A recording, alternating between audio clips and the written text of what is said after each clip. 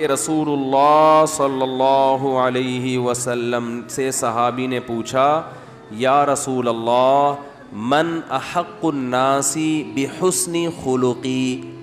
تو یہاں بھی دیکھو حسن کا لفظ ہے، احسان سے نکلا ہے یہ، بلکہ احسان حسن سے نکلا ہے.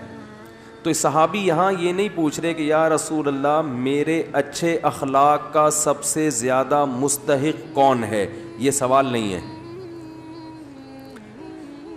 یا میں کس سے ٹھیک طریقے سے بات کروں، ٹھیک کا لفظ بھی نہیں ہے، گڈ کا لفظ بھی نہیں ہے.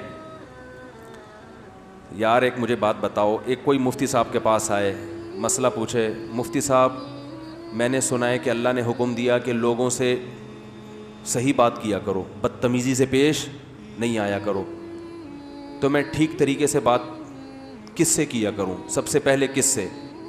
تو ہم بتا دیں گے بھائی سب سے پہلے ماں ہے، پھر باپ ہے، پھر باقی لوگ ہیں، یہی بتائیں گے نا. ہمارا اسٹائل کیا ہوگا؟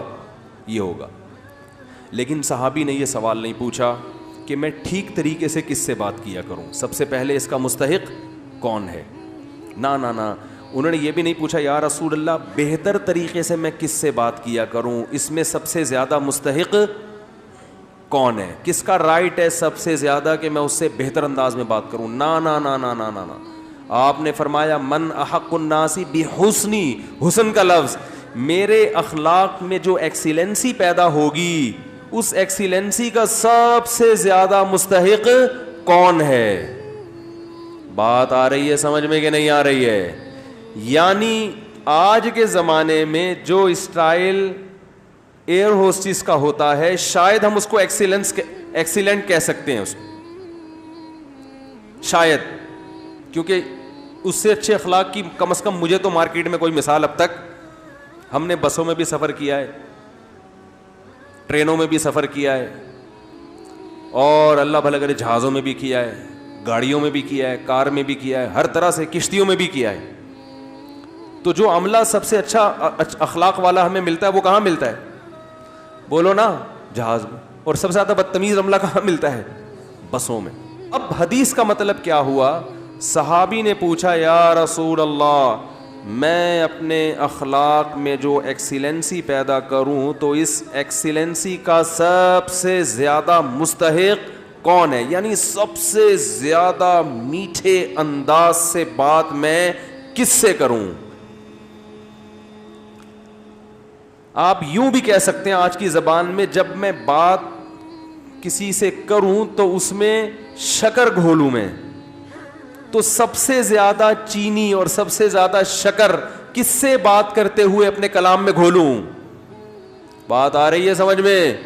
آپ صلی اللہ علیہ وسلم نے فرمایا امک، پوری کائنات میں سب سے میٹھے انداز سے اگر تم نے بات کرنی ہے تو سب سے زیادہ رائٹ یہ کس کا ہے؟ تمہاری، بولو نا، ماں کا.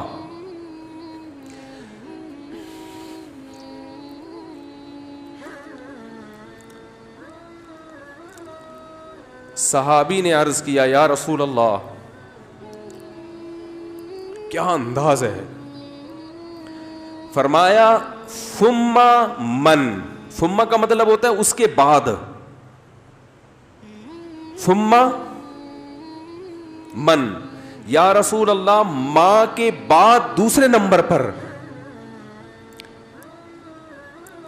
میٹھے انداز سے، اچھے انداز سے بات کرنا کس کا حق ہے کہ میں اس سے اچھے انداز سے بات کروں؟ ماں کے بعد، ماں کا تو پتہ چل گیا، دوسرے نمبر پہ جو میں سب سے بہترین اور مٹھاس کے ساتھ بات کرنی ہے، اخلاق میں ایکسیلنسی پیدا کرنی ہے، ماں کے بعد دوسرے نمبر پہ کون ہے وہ؟ تو آپ صلی اللہ علیہ وسلم نے کیا جواب دیا؟ فرمایا امک، ماں کے بعد دوسرا نمبر بھی کس کا ہے؟ بولو بھائی. کیا عجیب انداز ہے. حالانکہ یہ عام عرف کے مطابق جواب سوال کے مطابق، بولو بھائی، نہیں ہے. مجھ سے اگر کوئی پوچھے کہ سب سے بڑا حق کس کا؟ میں کہوں ماں کا. وہ کہ اس کے بعد کس کا؟ تو میں کہوں ماں کا. وہ کہے گا میں اس کے بعد کا پوچھ رہا ہوں, اس کا تھوڑی پوچھ رہا ہوں. تو یہ سرسری نگاہ سے دیکھا جائے تو یہ بلاغت والا کلام نہیں ہے, یہ غلط کلام ہے اگر سرسری نگاہ سے دیکھا جائے, کیونکہ ہم پوچھ رہے ہیں کہ اس کے بعد. ماں تو پتہ چل گیا, ماں کے بعد اس کے علاوہ بتائیں آپ, لیکن نبی دوبارہ کس کا نام لے رہے ہیں؟ یہ سرسری نظر میں یہ کلام بلیغ نہیں ہے, لیکن حقیقت میں یہ بلاغت کے اعلیٰ معیار پہ پہنچا ہوا کلام ہے.